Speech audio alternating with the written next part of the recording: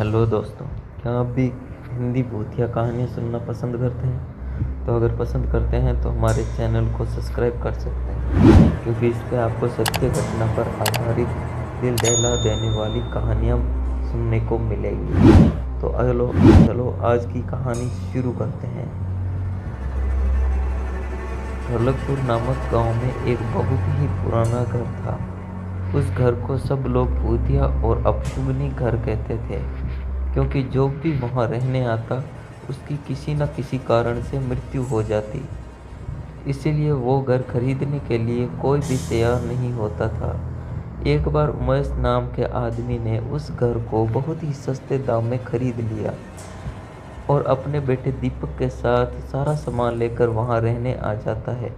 घर में आने के 1-2 दिन बाद ही उमेश को अपने आसपास अजीब और गरीब घटना होने का एहसास होने लगा।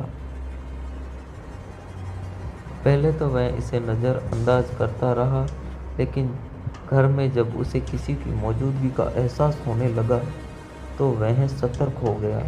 एक दिन दीपक दौड़ता हुआ उमेश के पास आया और कहने लगा कि वॉशरूम में अचानक पानी बंद हो गया है और उसने वहां पर एक सफ़ेद कपड़ों में एक औरत को देखा। इतना कहते कहते दीपक अचानक चुप हो गया और उमेश की ओर उंगली दिखाते हुए कहने लगा, पापा, वो औरत आपके पीछे खड़ी है। इतना कहकर दीपक डर से चीखने लगा।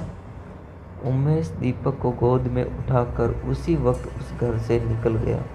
दीपक बहुत सहम गया था, तो उसका डर भगाने के लिए उमेश ने उसके लिए एक कुत्ता खरीदा और साथ लेकर दोनों घर में आ गए। एक रात बहुत तेज बरसात में जब अचानक घर में की बिजली चली गई, उमेश ने घर से बाहर देखा तो आसपास के सभी घरों में बिजली थी सिवाय उसके घर के।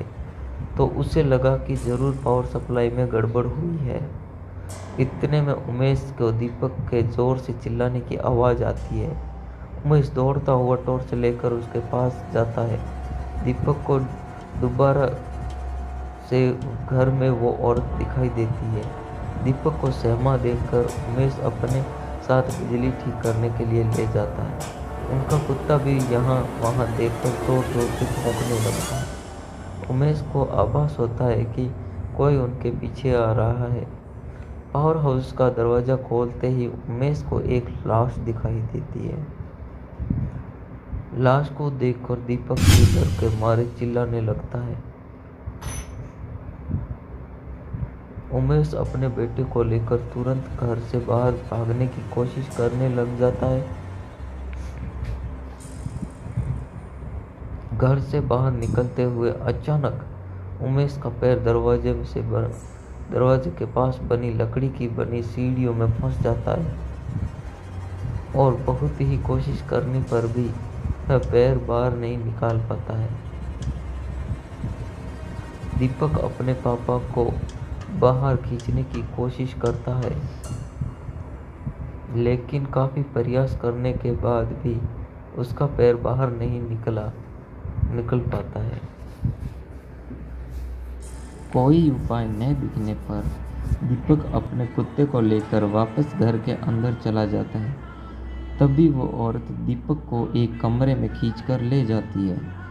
कुत्ता भी उसके पीछे भौंकते भौंकते उसी कमरे में चला जाता है।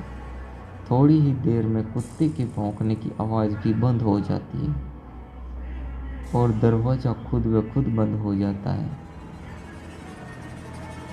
वहाँ उमेश भी करीब 15 मिनट तक कोशिश करने के बाद अपना पैर बाहर निकालने में सफल हो जाता है। उमेश दौड़ता हुआ घर के अंदर जाता है और चारों ओर दीपक की तलाश करता है, लेकिन उसे न तो दीपक और न ही कुत्ते का पता चल पाता है। बहुत ढूंढने पर जब दोनों ही नहीं मिल पाते, उमेश हार मान लेता है और उनके दोबारा मिलने की आशा में वहीं रहने लगता है।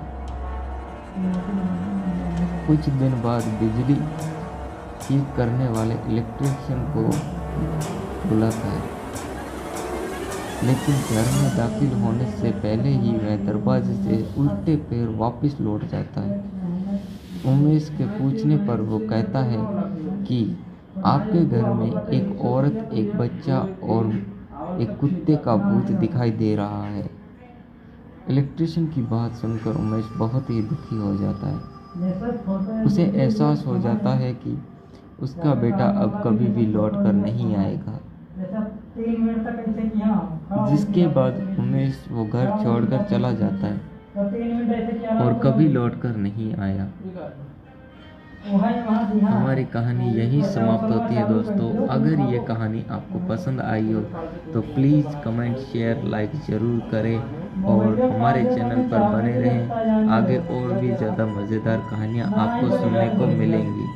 धन्यवाद। हमारे चैनल को सब्सक्राइब कर दें।